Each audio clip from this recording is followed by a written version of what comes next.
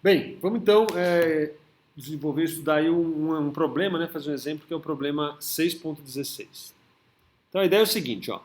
Um cabo coaxial consiste de dois tubos cilíndricos muito longos, separados por material isolante de suscetibilidade XM. Então uma corrente I passa pelo condutor interno e retorna ao longo do externo. Então são tubos cilíndricos, tá certo? Você tem aí a corrente está na superfície, tá certo? Em cada caso, a corrente se distribui uniformemente sobre a superfície. Então, você está na superfície, você tem uma corrente. Encontre o campo magnético na região entre os cubos, entre os tubos. Como verificação, calcule a magnetização e as correntes ligadas, confirmando que, juntamente, é claro, com as correntes livres, eles geram o campo correto. Então, basicamente, ele está pedindo para calcular de duas maneiras. Certo? Então, a primeira maneira, você vai fazer pela lei de Ampère em termos de H, porque você não precisa se preocupar com a magnetização, porque ele te deu a suscetibilidade, não é isso? Você calcula o vetor H, o campo H, e aí com a relação entre o B e o H, é um meio linear, tá certo? Você calcula então esse campo magnético. Então o que você tem? A lei de Ampère em termos do H é escrito como integral de H escalar dl é igual ao I livre, vou chamar IF, né? Envolvido aqui pela minha amperiana. Então, eu vou fazer uma amperiana aqui, ó.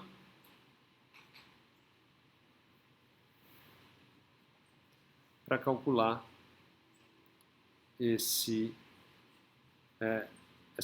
resolver esse problema aqui, né? Note que ele quer só o campo entre os tubos.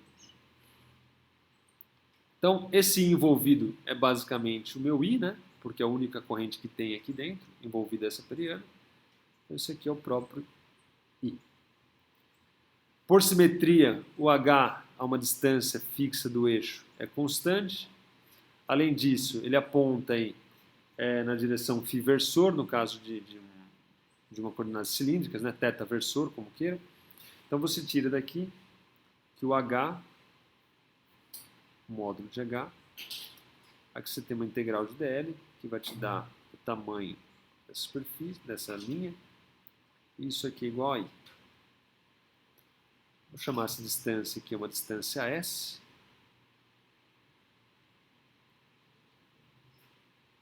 De forma, então, que H vezes 2πs, já vou colocar um vetor aqui, é igual a I, e ele aponta aí na direção θ versor, ou φ versor, que a relação é pela regra da mão direita, né? Você sabe que é um campo que está atuando corrente para cá, o campo está nesse sentido aqui, certo? Regra da mão direita. Aí então eu tiro que o H ele vale I sobre 2πs φ versor.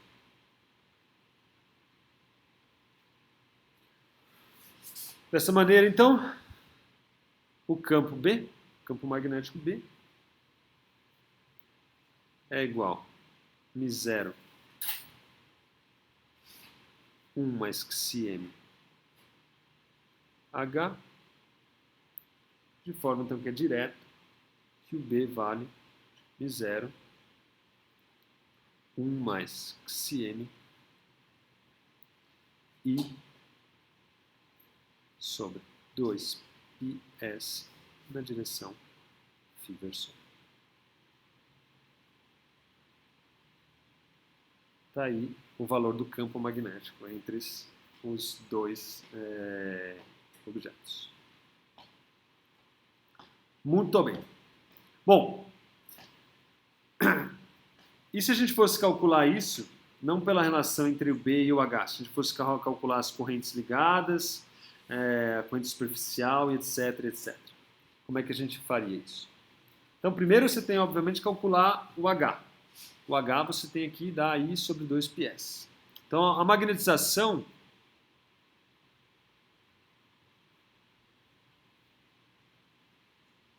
Emão é igual ao CM H, tá certo? Que é a propriedade do M ser proporcional ao meu H. O que implica, então, que minha magnetização é CM I sobre 2πs na direção φ versor. Bom, agora com essa magnetização eu quero calcular o campo, mas eu vou calcular o campo pela corrente livre, pelas correntes presas, utilizando as correntes presas mais a livre, tá certo? Por quê? Eu vou ter uma corrente livre, que é essa aí, mas como eu tenho um material aqui, que tem uma certa magnetização, ele também, esse campo, né, que vai induzir aí uma corrente presa e uma corrente livre. Essas correntes ligadas, né, que são as correntes presas, é basicamente o JB, bound, né, ou J preso, aí, JP, e o KB. Note que aqui o M, né, ó, ele cai, né, com S, não é um M constante. Ele diminui à medida que você vai se afastando aqui dele. Isso aqui é igual ao rotacional de Emão.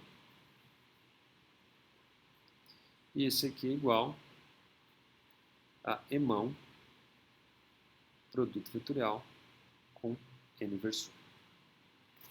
Bom, nesse caso aqui, se você escrever rotacional em coordenadas cilíndricas, você tem que isso aqui dá 1 sobre S, del S, S, CMI sobre 2πs. Isso aqui na direção Z versor. Então, isso aqui você procura rotacional em coordenadas cilíndricas. Mas se você tentar, o S cancela com esse S aqui, ó. De forma que você está derivando uma constante, então, nesse caso, mesmo que a magnetização não seja constante, você ainda tem o JB igual a zero. Certo? Isso porque o rotacional de M dá zero, nesse caso aí. Não é pelo fato de ser constante, é pelo fato de você ter aí ele proporcional a 1 sobre S. Bom, agora aqui, analisando, você tem a KB que você precisa calcular. O KB é o M vetor N versor. O M aponta na direção θ versor, não é isso? É o φ versor que eu chamei, né? Chamei de φ. O N versor é o radial, não é isso? No caso de um cilindro, de forma então que, vamos puxar para cá, M vetor N vale Cn I sobre 2πa. Aqui tem que se atentar, né, que eu tenho que calcular isso na superfície, tá certo? Eu vou pegar e vou substituir o M aqui, o S, depois na superfície. Então, é CMI sobre 2πa na direção Z versor. Tá certo?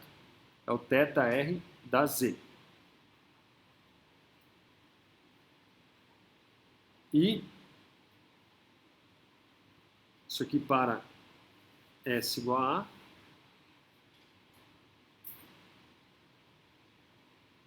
E para o S igual a B, isso aqui vai me dar menos CMI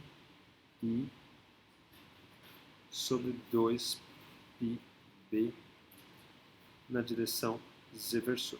Isso aqui para S igual a B.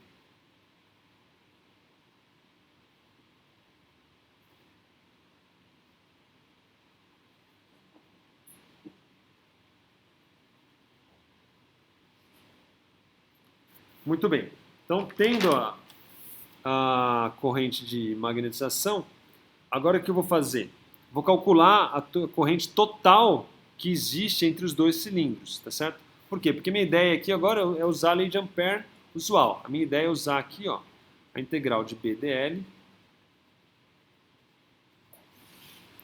igual a μ0 I em volt pela amperiana. Só que esse I agora é o I total, tá certo? Aqui não é o I livre, é o I total. Esse I total ele contém o meu I mais a corrente presa. Essa aqui é zero, então mais a corrente superficial, tá certo? Que é então dada por esse valor aqui, ó.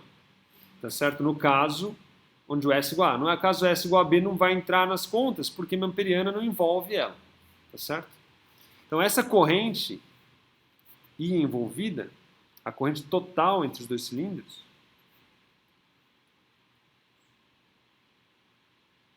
corrente total entre os dois cilindros,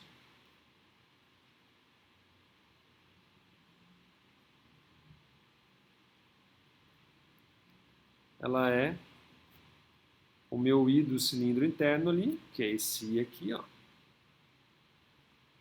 mais o I proveniente desse KB, tá certo? Agora o I desse KB nada mais é, se você se lembrar, é o K, né, B, vezes 2πA, tá certo? Lembre-se, ó, que integral de J dA é igual a I, a integral de K ds é igual ao I. Tá certo? K constante dá um 2πA aqui, para uma certa distância fixa. Certo? Então K vezes 2πA me dá o I. Então daqui eu tiro que o meu I total é o I mais xm I sobre 2πA, isso aqui é o valor do K, né?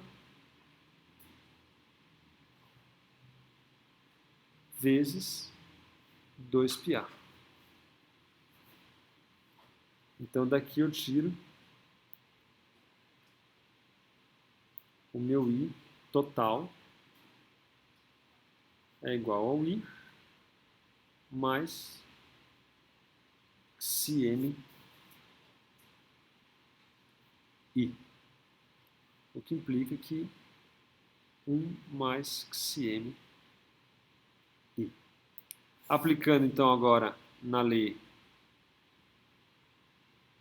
de Ampère, integral de B dl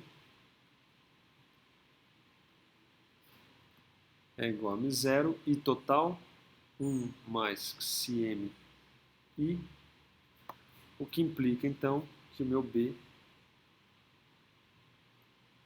é igual a μ0, 1 mais xm I sobre 2πs na direção inversora.